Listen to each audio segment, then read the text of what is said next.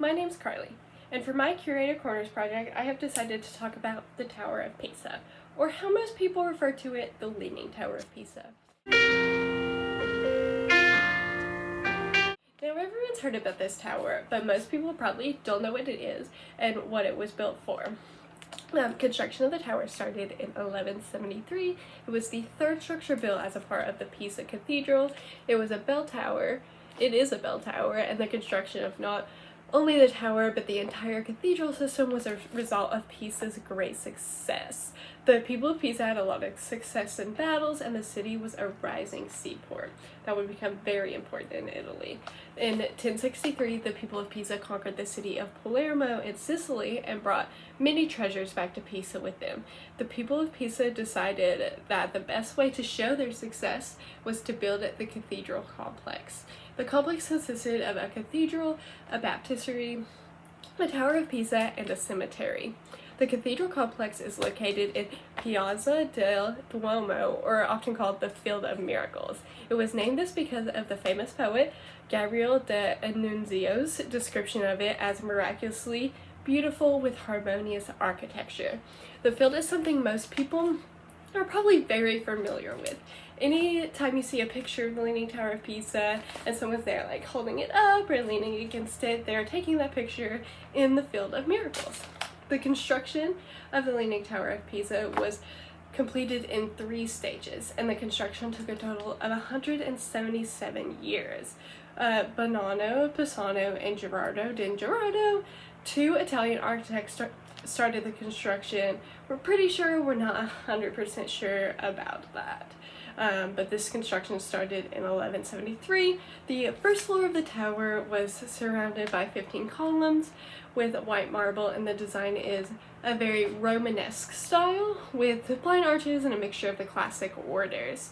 The construction of the second floor was very similar, but having 30 columns instead of 15, and the construction of the second floor went without any hiccups.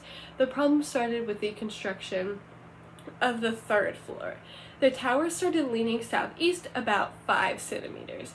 This is because of the sandy soil and the clay under the tower.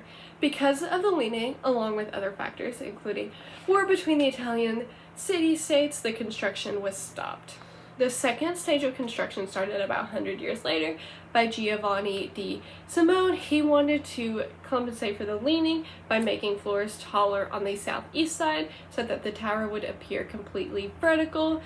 This was not a success because adding extra height to the tower on the side that it was leaning towards meant they were adding extra weight.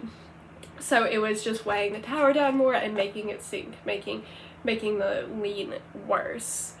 For many years, the engineers looked for solutions, but eventually stopped construction in the 14th century when no solution was found. Despite the continued leaning, Giovanni was able to bring the tower from 3 floors all the way to 7 floors. It was not until 1350 that architect Tommaso Pisano started construction on the 8th and final floor, which would take 20 years to complete. The inside of the bell consists of 2 spiral staircases, one having 294 steps leading to the bell chamber, and the other one having 2 additional steps in order to compensate for the leaning. The tower has 7 bells that were added over the next few centuries, the heaviest one weighing in at almost 8,000 pounds.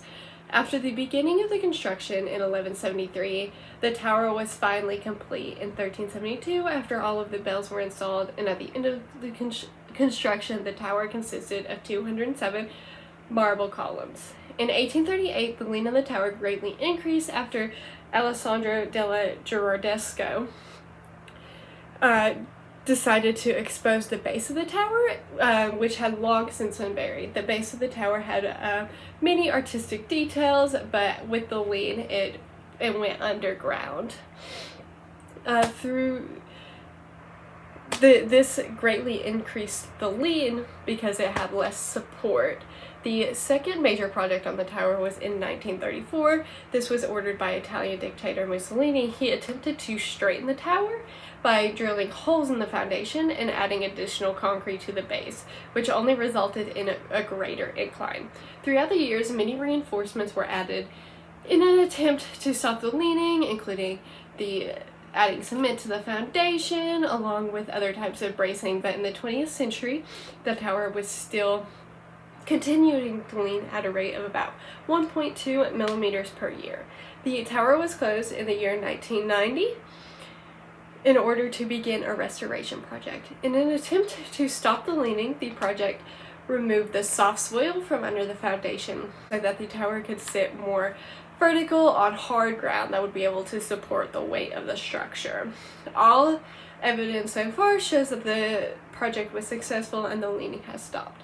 The project also decreased the existing lean by 17 inches and the tower was opened back up in the public in 2001. Today the tower has a 3.9 degree lean that is down from about its peak lean at about 5 degrees. The Leaning Tower of Pisa pops up in many different stories throughout history. One of my favorite stories was Galileo's experiment on the tower.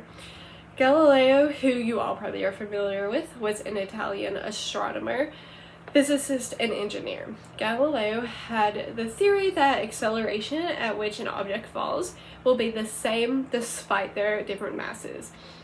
Galileo conducted this experiment sometime around 1589. He dropped 2 spheres, which were different masses, from the top of the Leaning Tower because he wanted to prove that they would both fall at different at the same rate, even though they were different masses. Now, while many people believe that this was an actual experiment that happened, it is up for debate. Some people think that it was just a thought experiment and never actually took place. Another surprising fact about the Leaning Tower of Pisa is that it survived 4 different earthquakes. It's shocking, but in a study was actually conducted and was found that the tower was able to survive these earthquakes because of the soil it sits on. Even though the soil is what caused it to start leaning in the first place, the softness of it prevented the tower from shaking too much and falling down during the earthquakes. So after the success of the restoration project in the late 90s, the tower was opened again for tourism and is one of the more popular tourist spots in Italy today.